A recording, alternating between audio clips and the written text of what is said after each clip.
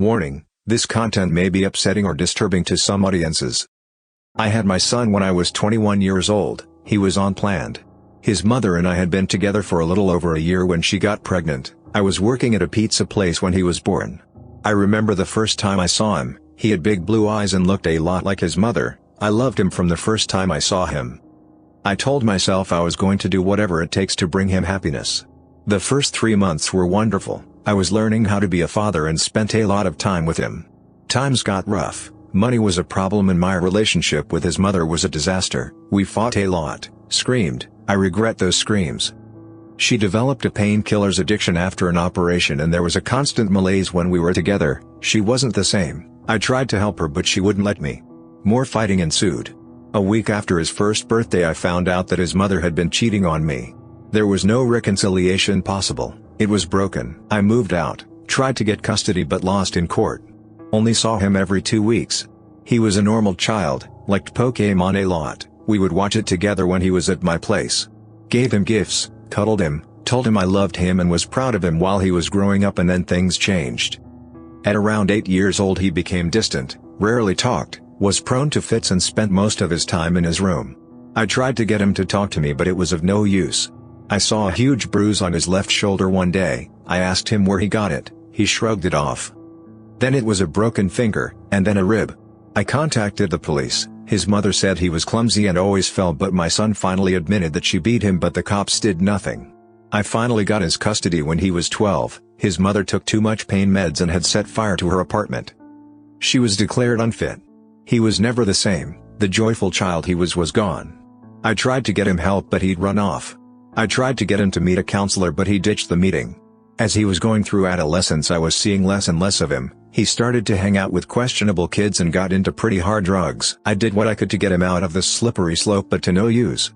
He hated me. The more I told him I loved him, the more he despised me. I found heroin needles on his room's floor. When I questioned him about it he pulled a knife at me, called me a piece of dog crap and ran away. He was 18. He never came back home. On October 8, 2009 I got a phone call I'll never forget. It was my son, calling from jail. "Help me Dad, they're saying I raped someone." My son had apparently picked a 14-year-old from the mall, told her he was some kind of talent scout, brought her to his friend's apartment, knocked her out, beat her and raped her mercilessly. He denied, claimed his innocence but evidence was overwhelming. I visited him in prison until one day I asked him why he did it. He looked at me with the coldest face and said I had too much free time on my hands and not enough vagina under my fists. I cried. He laughed. I have not seen him since. Keep in mind, first of all, that sociopath and psychopath aren't clinical diagnoses. I'm answering this using the commonly accepted laypeople's idea of this term. I adopted a 7-year-old boy about 14 years ago. It was the worst decision of my entire life. He was, and is, a sociopath. He lies. He steals. He hurts. He cheats. He can be incredibly superficially charming, but leaves a truly awe-inspiring wake of emotional and physical destruction behind him everywhere he goes. I say awe-inspiring because unless you've spent time around this, unless you truly understand how amazingly destructive this can be to a person's very self, you just don't get it. The psychiatrist during pre-adoption gave some warnings in her brief. The social worker, whose job it is to get kids adopted, pushed and pushed, poo-pooing the psychiatrist's reports, minimizing them and insisting reports from his placements were biased. Now, understand, I am not inexperienced. I have other kids. I've worked with special needs kids. I thought I was prepared. I wasn't.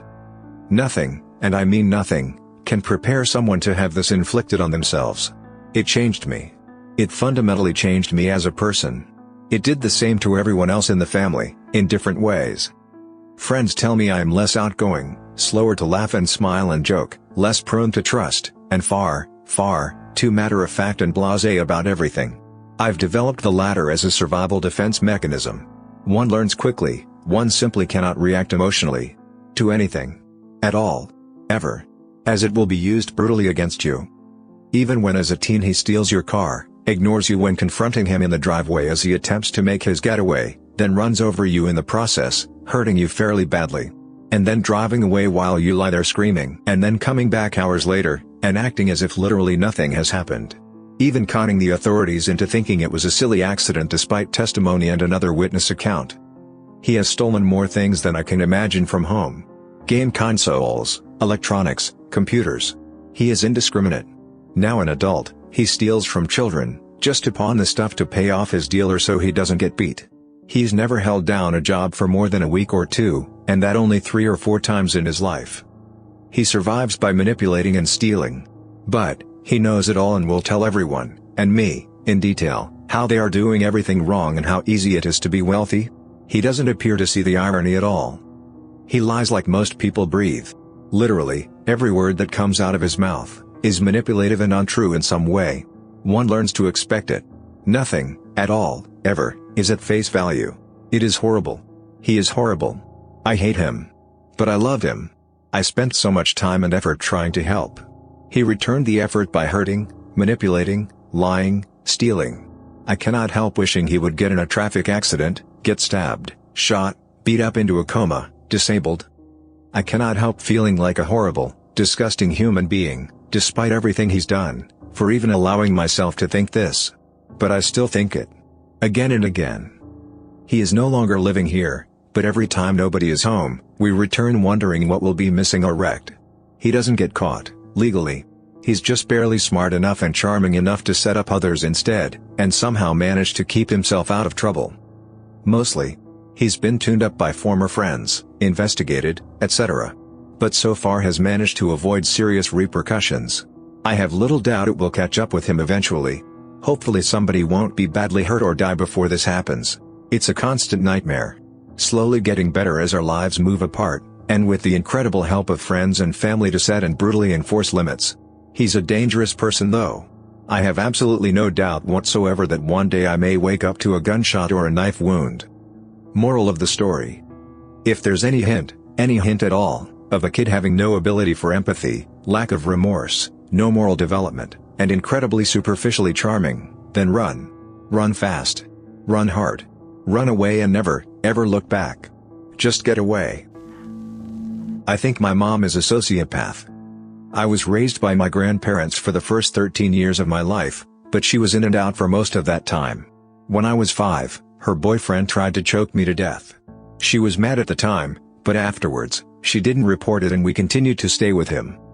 My grandpa used to hit me, and was constantly mean to me, made me sit on the floor, wouldn't let me talk around him, threw me outside by my hair, told me I was stupid, worthless, etc.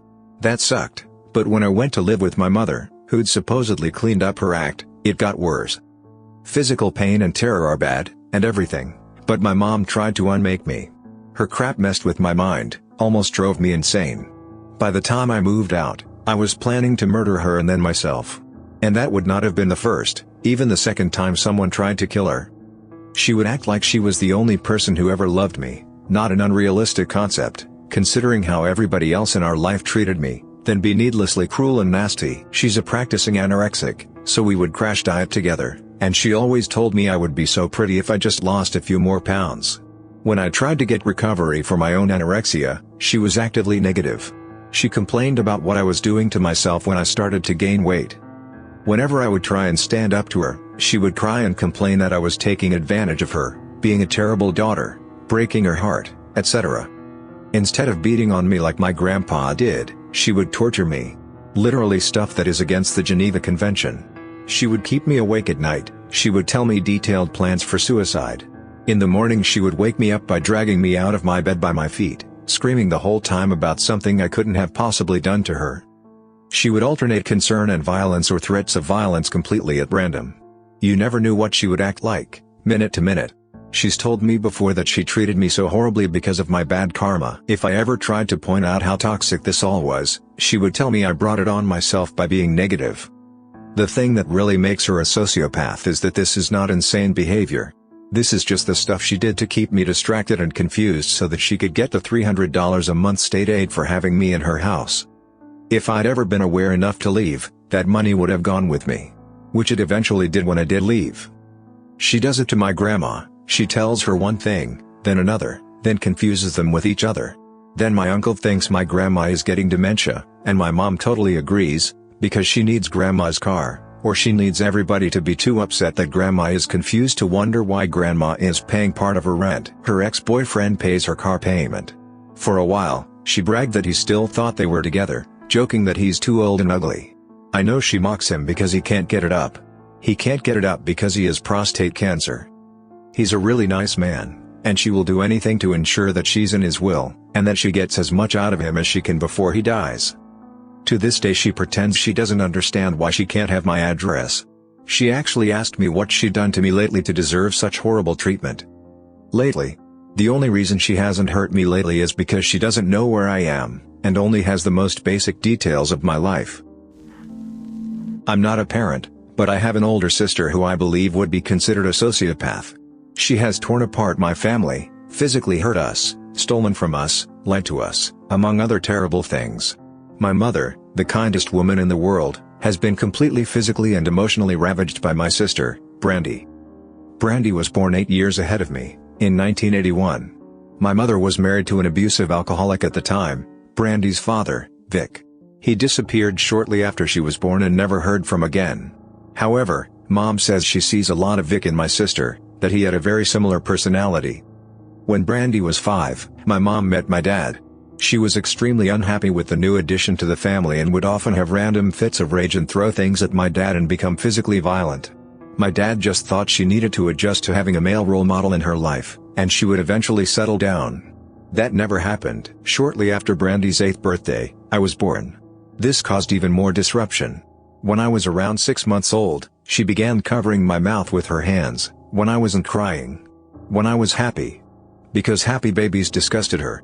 She also began stealing my toys, blankets, and binkies, throwing them in the trash. My parents started to grow really concerned, and started sending her to counseling. They could not figure out why she acted like this. They are kind, loving, caring parents, doing their best. Around this time, they find out they are pregnant again, with my little sister, who was born about a year and a half after I was. When my little sister turns 1, Brandy throws her into a wall and breaks her arm. My parents are extremely scared, frustrated, and unprepared. They decide it might be best for her to live with my grandma, 2 hours away. From 10 to 13, Brandy is molested by my step-grandpa, until his death, we found out years later, and my mom has never forgiven herself. This is when her life really starts to spin out of control. She begins stealing, lying, cheating, sleeping around, etc. She develops an alcohol and drug problem by age 15. She is expelled at age 16. At age 18, she throws my grandma to the ground and steals her car. She ends up with a man who is in his 40s. Chris becomes my brother-in-law. He is an alcoholic, a felon, has a gambling problem, a drug addict, a woman beater, thief, just an all-around bad person. But he is terrified of Brandy. He once told me she is evil, an evil he never wants to experience again. He is currently in hiding with their son, who is also terrified of my sister. She ends up pregnant at 22. She doesn't care. She drinks, smokes, does drugs. My nephew is born blind and develops autism. She would contact us when she needed something, but we could never find her. She would find us, and it always ended up hurting.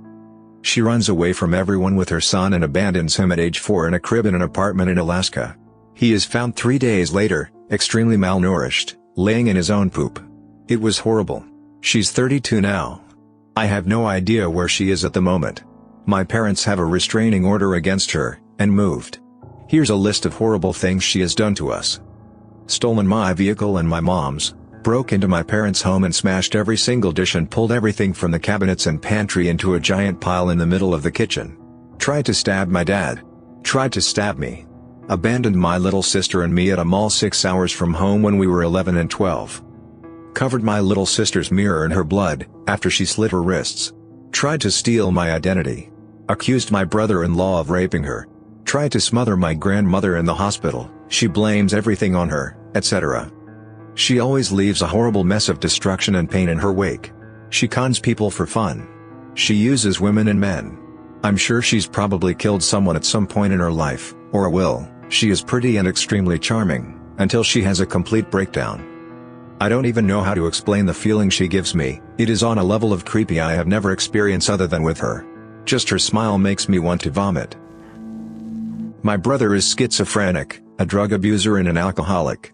His schizophrenia was not diagnosed for a long time, and as a result he wasn't properly treated until very late in his life. Growing up with him was a nightmare. He would physically assault my sisters and I. He would steal money, he would take our bikes and wreck them. He would destroy things that he knew we liked. He would get raging drunk or stoned and launch into violent episodes every holiday, hell all the time, but the holidays really got him going. It once took 6 cops to wrestle him into submission to be hauled off to get medical or mental treatment. The best parts of my childhood, pre-getting my license, were when his butt was in various mental institutions. It meant we finally had peace in the house. The list of hurts, assaults, thefts, attacking any friends we allowed over, goes on and on and on. And it is very hard to fully articulate what it was like growing with him. I could list dozens and dozens of hurts that evil sack of crap did to my sisters and I. And each would not do justice to describing the living hell it was to deal with him. I have read stories about people having abusive parents, and it is the same sort of thing. My parents were divorced and my mom did her best, but what can one do with that, when you have to work all day and all you want to do at the end of the day is crash? The only good part of it all was that he consumed all of my mother's energy. So I was completely unsupervised, and when I got my license, I got myself a car and I was pretty much never home after. In the summer I would split for weeks. As a 16-year-old I drove to the Outer Banks of North Carolina from Charlottesville. It is about a 45 minutes drive, with nowhere to stay, and lived out of the car, crashing at friends' places, sleeping on porches of vacation homes for about a week. I did this with very little money and with no one knowing I had done it other a few friends I hung around with. I actually had a ton of fun in high school, and when I got to college I loved life. Mental illness is a serious disability, and living with a disabled person is a nightmare. My brother is in jail. He's adopted, which is only important because it means I can sleep at night knowing that I don't possess the potential that he has. He has ADHS, FA, FAD, OD, ODS, RAD, and is bipolar and very aggressive. He doesn't have a legal note that he's a sociopath, since he was put in prison before he was 18, but if you look up the definition, it describes him perfectly. The first time I realized that gave me chills. I could go into detail about him, but the short of it is, I hate him. He's my brother, and regardless of how he joined the family, that is a fact. But after he molested children and tried to kill my father, I stopped talking to him. That was 5 or 6 years ago, I've lost count. That boy ruined my family and stole my childhood. Instead of happy memories, I have the memories of our town's cops ingrained in my head. Instead of enjoying childhood, I had to know about my mother trying to kill herself and having my father coming and crying to me while I was barely a teenager. The worst part of it all is watching my parents. For everything my brother did to me, he was just who he was, a manipulative sociopath. For my parents, he was their son and they were doing everything they could do for him. Even after he tried to kill my dad is still his biggest advocate and believes he can change. It is heartbreaking to see. I know my parents are split in emotions depending on the day. Some days they believe he's making progress and will see the light. Those are the hardest, as I have to decide whether to remind them he's manipulating them to get what he wants, or if I should let them have false hope. Some days they feel the way I do, that he has driven them to bankruptcy, ruined their futures and made them miss their backburner daughter's life. I am a step-parent to a boy whom I believe to be a psychopath. I met his father 5.5 years ago and my stepson, let's call him B, had just turned 2. I had my own son, known as E, who was 3. At the time B had just started throwing fits. We, of course, thought they were from the terrible twos. We thought it would stop. B's mom had always been in his life, but had never had custody. Just visitation, which was never regular, but she saw him at least once a month. She wasn't a horrible mother, and still isn't. But when she lived with anyone, she would foist all childcare responsibilities to that person. She also has bipolarity running in her family. They all pull crazy stunts, but for the most part, are just good enough to pass within societal standards. When B turned 3 he continued his fit throwing, but including urinating on things and himself to get revenge for punishment. We continued to discipline him with timeouts, spankings, or taking toys away, but we still thought it was just a phase. 3 months before he turned 4, B's father and I got married. We also started him in counseling. We kept him in it for a long while, even though it only seemed to make him worse. There was never a day without a fit. We also started him in a preschool for 3-year-olds. I also worked there, but not with him. I was ashamed/embarrassed because he constantly threw stuff, screaming, hitting, kicking fits over things like using the restroom, washing his hands, or putting toys away. We eventually couldn't afford his counseling anymore due to other medical bills. His behavior continued into kindergarten.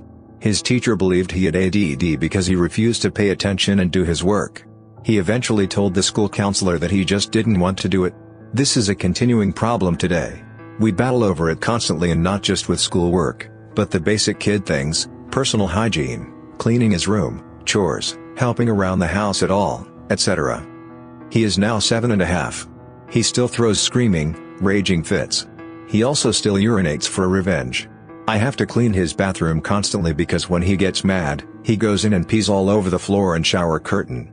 He also lies in bed every morning and pees himself, then changes his underwear. He does that even when he hasn't been in trouble. He refuses to wash himself in the shower. It's been weeks since he last washed his hair. We've simply given up on that.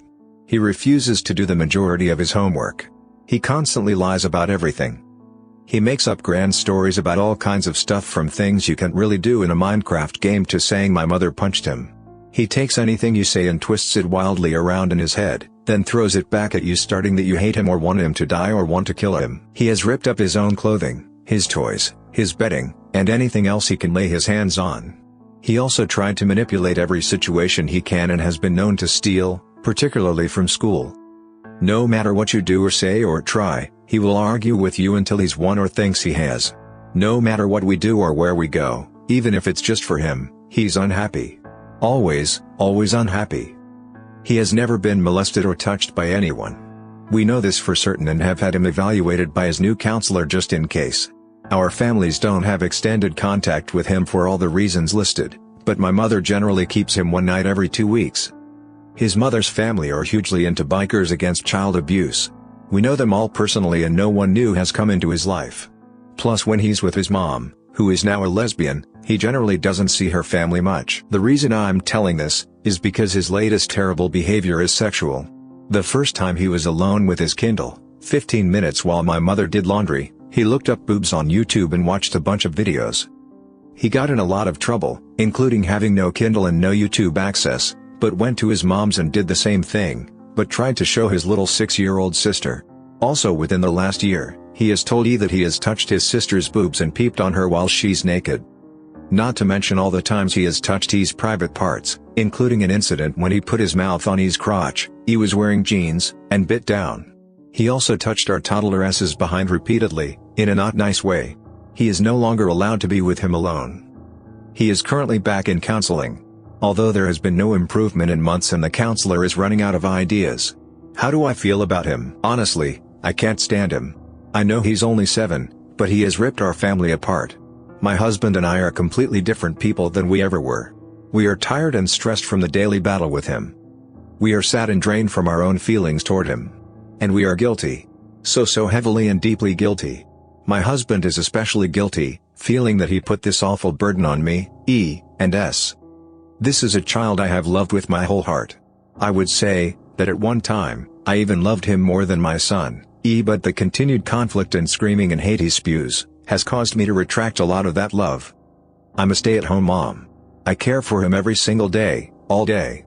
I will continue to do so, but when he turns 18, I'm not sure what will happen. My hope is that he gets better, but I honestly no longer believe that will ever happen.